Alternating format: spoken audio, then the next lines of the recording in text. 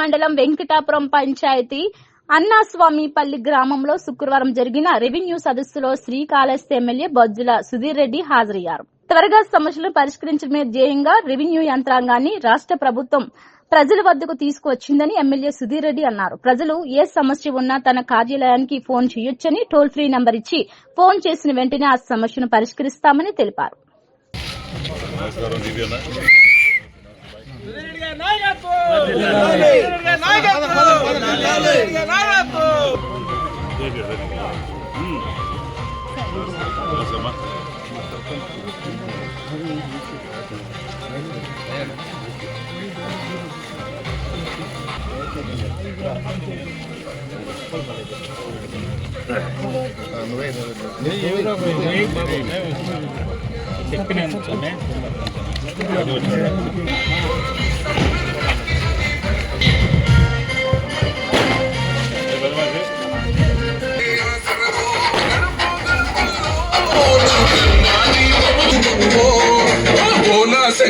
తిరుగు పక్క రే బాబా పక్కరా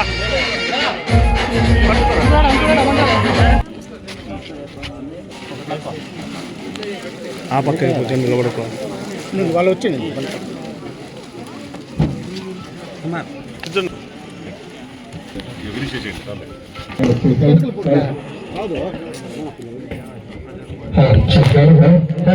చూడమా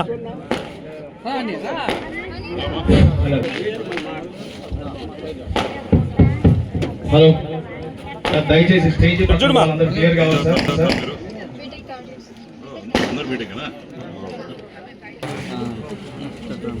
గత 5 సంవత్సరాల్లో ఎంత గంజాయి పట్టినారు? అసలు గంజాయిని పట్టినారా?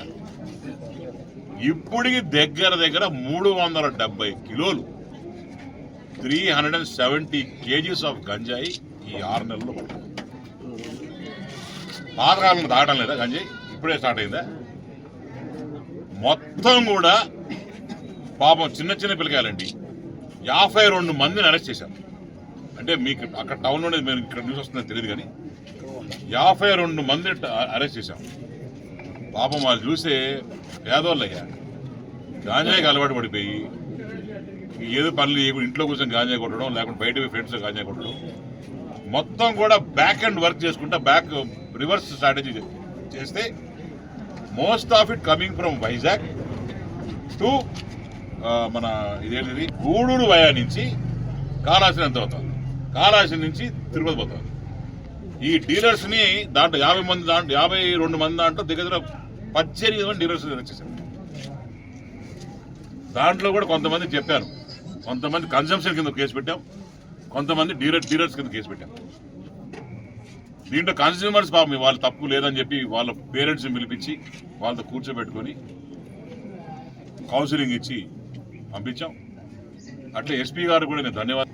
ఈ విషయంలో పోలీసు వారు కూడా ప్రమాణం చేశారు అని చెప్పి తెలియజేసుకుంటూ తొట్టంపేటలో మన ఏర్పేటలో 100 కిలోలు మీకు గుర్తుండొచ్చు. ఎలక్షన్ అయిన వెంటనే ఏర్పేటలో ఒక దగ్గర బీపచ్చ జరిగింది, బీరంగం, ఆ ఊరి పేరు గుర్తురాట్లా, పల్లాడుతున్నాడు వాడు గాంజా కొట్టేసి. అప్పుడు డౌట్ వచ్చింది, ఏంది